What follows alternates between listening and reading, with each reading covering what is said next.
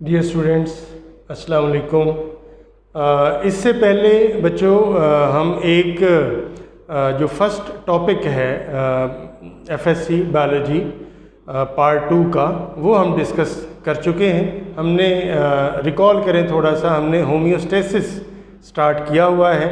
तो होम्योस्टेसिस के हवाले से ही मज़ीद कुछ एस्पेक्ट्स हैं वो आज हम डिस्कस करेंगे। इंट्रोडक्शन था हमारा फर्स्ट लेक्चर, तो आज हम उससे आगे चलते हैं। तो ये बायोलॉजी एफएससी पार्ट 2 जो है उसमें ये फर्स्ट चैप्टर होम्योस्टेसिस, इसका हमने इंट्रोडक्शन कर लिया था। और इंट्रोडक्शन में अगर आपको याद हो, हमने होम्योस्टेसिस की डेफिनीशन, फिर कंपोनेंट्स जो फ्लक्चुएट करते हैं, फिर उनके हवाले से होम्योस्टैटिक मैकेनिज़म्स, और फिर कंट्रोल सिस्टम एंड पर हमने डिस्कस किया था। आज हम उससे थोड़ा सा आगे चलेंगे और आगे जो नेक्स्ट टॉपिक है होम्योस्टेसिस के हवाले से ही, वो है water relations of a cell. तो बच्चों ये तो आप जानते हैं कि जितने भी लिविंग ऑर्गेनिजम्स हैं हमारे इस प्लेनेट अर्थ पर, all are made up of cells, सारे के सारे सेल्स से बने हुए हैं। अब जो सेल्स हैं हर एक सेल के अंदर वाटर और सॉल्यूट्स ये एक बैलेंस्ड क्वांटिटी में मौजूद होते हैं। हम यूँ कह सकते हैं कि every cell has a defined quantity of solute and water, और ये हर एक सेल में इसका बैलेंस बरकरार रहता है, मेंटेन रहता है। किसकी मदद से मेंटेन रहता है? डेफिनेटली हर एक सेल के अंदर होम्योस्टैटिक मैकेनिज़म्स मौजूद हैं, और ये होम्योस्टैटिक मैकेनिज़म्स जो हैं ये हर सेल के अंदर वाटर एंड सॉल्यूट्स की क्वांटिटी को मेंटेन करते हैं। अब हम ज़रा देखते हैं कि ये जो बैलेंस है, balance of water and solutes, इसी हवाले से वाटर रिलेशंस ऑफ सेल्स के हवाले से हम इस पे मज़ीद बात करेंगे, क्योंकि अभी हमने कहा कि हर एक सेल में ये बैलेंस्ड क्वांटिटीज़ में मौजूद हैं। तो ये balance of water and solute की क्यों ज़रूरत पेश आती, किस वजह से ये ज़रूरी है कि सेल्स जो हैं उनके अंदर इसकी क्वांटिटी मेंटेन रहे। तो सेल्स बच्चों ये आप जहन में रखें कि जितने भी सेल्स हैं every time they do not face the similar environment, हमेशा उनका एनवायरनमेंट सिमिलर नहीं रहता। Rather they encounter various changes in their environment, उनके एनवायरनमेंट में मुख्तलिफ तब्दीलियाँ होती रहती हैं, और फिर उन तब्दीलियों के साथ ही उनको ज़िंदा रहना है, सर्वाइव करना है। लेकिन उसके लिए क्या चीज़ ज़रूरी है कि उनके अंदर वाटर और सॉल्यूट्स की एक वेल डिफाइंड क्वांटिटी हर वक्त मौजूद रहे। तो जब चेंजेस आती हैं, एक्सटर्नल एनवायरनमेंट में चेंजेस आती हैं, तो फिर रिस्पॉन्स क्या होता है अभी हम देखेंगे कि रिस्पॉन्स जो है सेल्स का वो क्या होगा। Response of cells in different environments. तो बच्चों जाहिर है ये तो बात बड़ी क्लियर है कि हर वक्त जो एनवायरनमेंट है वो सिमिलर नहीं होता, ना हो सकता, उसमें चेंजेस आती रहती हैं। तो हम देखते हैं कि जब ये एनवायरनमेंट चेंज होता है तो फिर सेल्स का रिस्पॉन्स क्या होता है। इस हवाले से ज़रा ये देखिएगा, ये डायग्राम्स थोड़ी सी देखिएगा, ये मैं यहाँ पे शो कर रहा हूँ। मुख्तलिफ़ किस्म के जो एनवायरनमेंट्स हैं वो मैं आपके सामने ये बना रहा हूँ, ज़रा नोट कीजिएगा इनको। फॉर एग्ज़ाम्पल ये 3 मुख्तलिफ़ तरह के एनवायरनमेंट्स हैं और इनमें ये सेल्स जो हैं ये मौजूद हैं। फॉर एग्ज़ाम्पल ये जो एनवायरनमेंट है ये आइसोटोनिक, ये हाइपोटोनिक और ये हाइपरटोनिक। ये मुख्तलिफ़ तरह के बेसिकली इन तीनों बीकर्स आप कह लें कि इनके अंदर हमने 3 मुख्तलिफ़ तरह के सॉल्यूशंस डाले हैं और इन सॉल्यूशन का जो हमने वाटर और सॉल्यूट का बैलेंस सेट किया है वो किस हवाले से सेट किया है, according to the solution within the cells के अपने अंदर भी सॉल्यूशन होता है, उस सॉल्यूशन में वाटर भी मौजूद है, सॉल्यूट भी मौजूद है।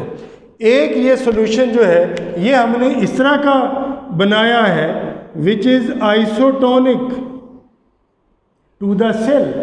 जो सेल हमने इसमें प्लेस किया है ये बाहर का एनवायरनमेंट उसके क्या है, आइसोटोनिक है। आइसो का मतलब क्या होता है जी, सेम। Iso means same.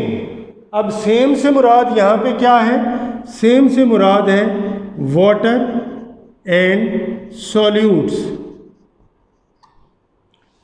तो ये जो सेल हमने इसमें प्लेस किया है ये सेल जो है अपनी नॉर्मल शेप में बरकरार रहता है।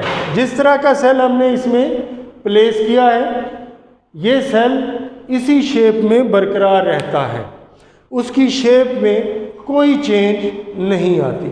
क्यों चेंज नहीं आ रही, उसकी रीज़न ये है कि सेल के अंदर जो वाटर और सॉल्यूट का बैलेंस है वो बिल्कुल वैसा ही है जैसा कि एक्सटर्नल एनवायरनमेंट में।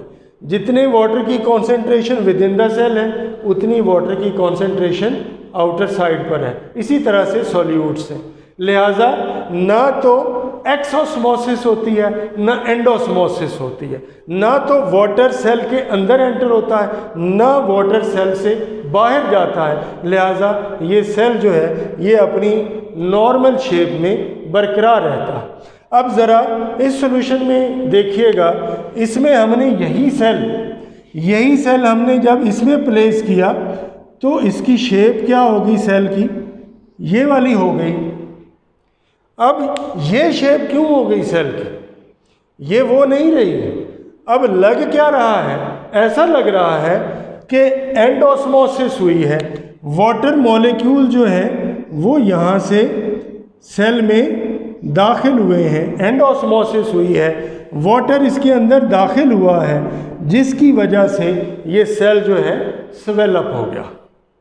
उसकी रीज़न क्या है, क्यों वाटर इसके अंदर दाखिल हुआ है, वो ये है, रीज़न ये है कि यहाँ पे जो बाहर एनवायरनमेंट है यहाँ पे वो क्या था, हाइपोटोनिक। हाइपो का मतलब होता है बच्चों लेस। हाइपो मीन्स लेस क्या है, लेस स्टैंड्स फॉर सॉल्यूट्स और यू कैन से सॉल्ट्स। अगर सॉल्यूट्स या सॉल्ट लेस हैं तो इसका लाजमी नतीजा क्या होगा, लाजमी नतीजा ये होगा कि वाटर ज़्यादा होगा। तो यहाँ पे ये जो एक्सटर्नल एनवायरनमेंट है इसमें वाटर की कॉन्सेंट्रेशन ज़्यादा है, किसकी निस्बत, इनसाइड ऑफ द सेल के इनसाइड की निस्बत बाहर वाटर की कॉन्सेंट्रेशन ज़्यादा थी। इस वजह से क्या हुआ, एंडोस्मोसिस हुई, वाटर सेल के अंदर दाखिल हुआ और इस तरह से सेल क्या हो गया, स्वेल अप हो गया। इस सेल को हम क्या नाम देते हैं? इसको हम नाम देते हैं टर्जिड सेल। इस सेल को टर्जिड सेल कहते हैं। अब आ जाइए एक और एनवायरनमेंट की तरफ, relevant to the inside of the cell. ये जो तीसरा एनवायरनमेंट है ये क्या है? हाइपरटोनिक। हाइपर का मतलब क्या है? मोर, ज़्यादा। मोर क्या होगा? मोर यहाँ पे सॉल्ट्स या फिर सॉल्यूट्स होंगे। अगर सॉल्ट्स या सॉल्यूट्स ज़्यादा हैं तो इसका लाजमी मतलब ये है कि इस सॉल्यूशन में, इस एनवायरमेंटल सॉल्यूशन में लेस हो जाएगा क्या? वाटर। वाटर इसमें कम हो जाएगा। अब जब यही सेल जो नॉर्मल सेल था, जब हमने यहाँ पे प्लेस किया तो उसकी शेप क्या हो गई बच्चों? उसकी शेप जो है इस तरह से शेप जो है उसकी हो गई, यानी सेल जो है वो कोलैप्स कर गया, वो डी शेप हो गया। इस सेल को हम नाम देते हैं श्रंकन सेल का। किस तरह का ये सेल है जी? श्रंकन सेल। ये श्रिंक कर गया। अगर आप रिकॉल करें तो फर्स्ट ईयर में आपने एक टॉपिक पढ़ा था plasmolysis, shrinkage of the protoplast of the cell due to exosmosis of water, के पानी जो है सेल से बाहर चला जाता है, जिसकी वजह से सेल जो है वो श्रिंक हो जाता है, प्लाज्मोलाइज्ड हो जाता है। इसको हम श्रंकन सेल भी कह सकते हैं। बच्चों ऐसा क्यों हुआ? क्योंकि यहाँ पे जो एक्सटर्नल एनवायरनमेंट था, यहाँ पे जो सॉल्यूशन था वो क्या था? हाइपरटोनिक। उसमें सॉल्ट्स ज़्यादा थे, सॉल्यूट ज़्यादा थे और वाटर कम था as compare to the inside of the cell. लिहाजा क्या हुआ? Exosmosis of water. वाटर यहाँ से सेल से बाहर निकला और सेल जो है ये कोलैप्स हो गया। तो यहाँ पे हमने देखा कि जो सेल्स हैं वो डिफरेंट काइंड्स ऑफ एनवायरनमेंट को फेस करते हैं, एनकाउंटर करते हैं, और फिर ऐसे एनवायरनमेंट में क्या होता है ये आपके सामने है। इस तरह से फिर चेंजेस आती हैं सेल्स के अंदर। तो अब मज़ीद हम थोड़ा सा इसी टॉपिक को लेकर चलते हैं आगे, ऑस्मो रेगुलेशन को। हमने फ़िलहाल सेल्स के हवाले से बात की, अब हम बात करेंगे ऑस्मो रेगुलेशन इन प्लांट्स। तो ऑस्मो रेगुलेशन इन प्लांट्स पर आ जाते हैं।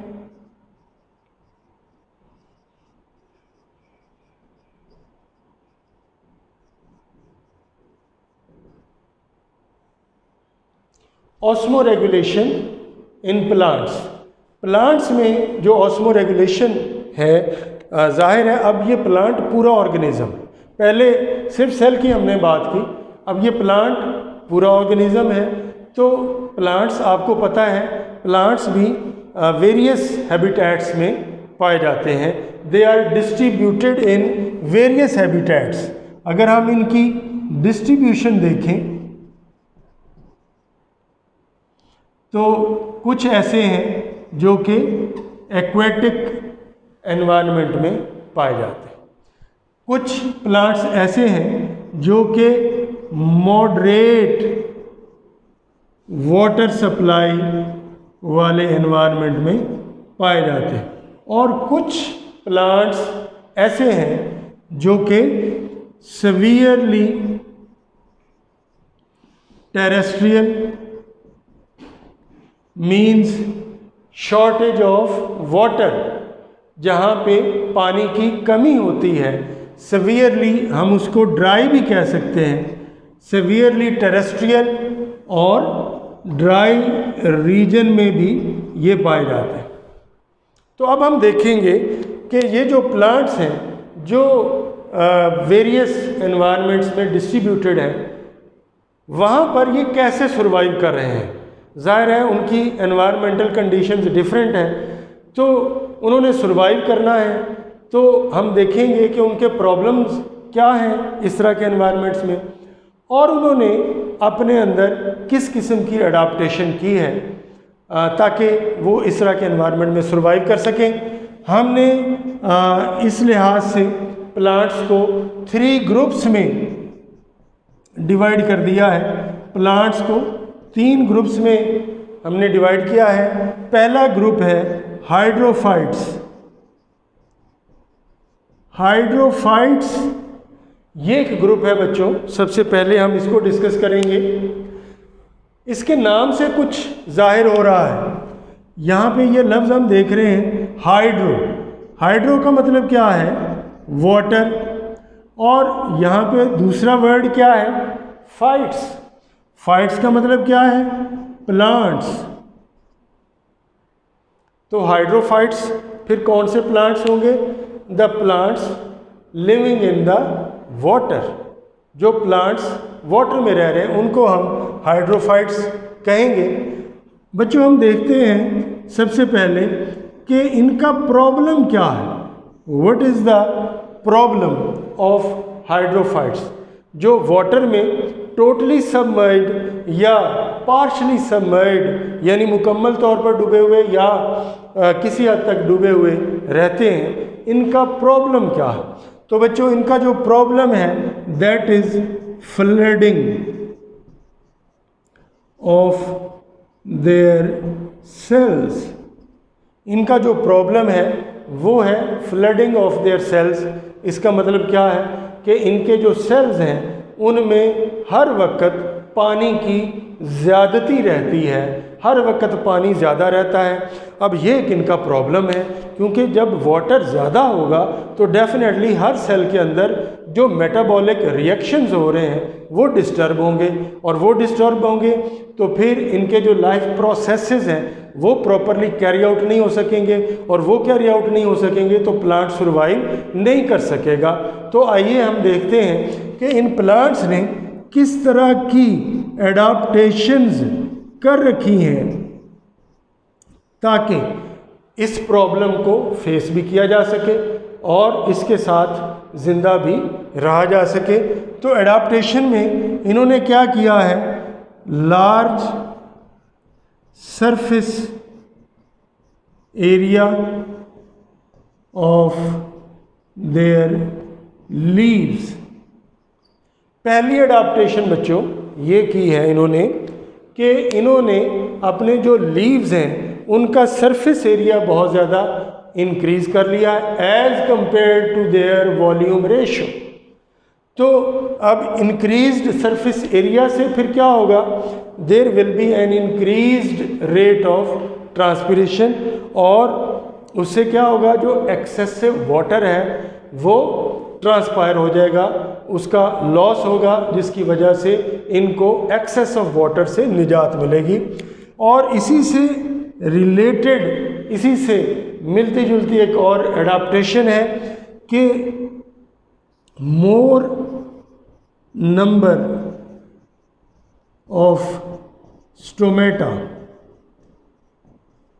On upper surface of their leaves. तो बच्चों आप जानते हैं कि जितने भी लीव्स हैं उनकी 2 सरफेसेस होती हैं, एक अपर सरफेस एक लोअर सरफेस। दोनों सरफेसेस पर क्या होते हैं? स्टोमेटा होते हैं। स्टोमेटा आप जानते हैं माइन्यूट पोर्स होते हैं थ्रू विच वाटर ट्रांसपायर्स। ठीक है। नॉर्मली क्या होता है? नॉर्मली ये जो टेरेस्ट्रियल एनवायरनमेंट है इसमें जो प्लांट्स पाए जाते हैं उनके जो लीव्स हैं उनके जो स्टोमेटा हैं they are present largely on their lower side. उनकी लोअर साइड पर स्टोमेटा की तादाद ज़्यादा होती है, लेकिन इनमें अपर सरफेस पर ज़्यादा है। तो ये भी एक इनकी एडाप्टेशन है जिससे ज़्यादा से ज़्यादा वाटर ट्रांसपायर हो जाता है और इस तरह से ये इस एनवायरनमेंट में सर्वाइव कर जाते हैं। Thank you. अल्लाह हाफ़िज़।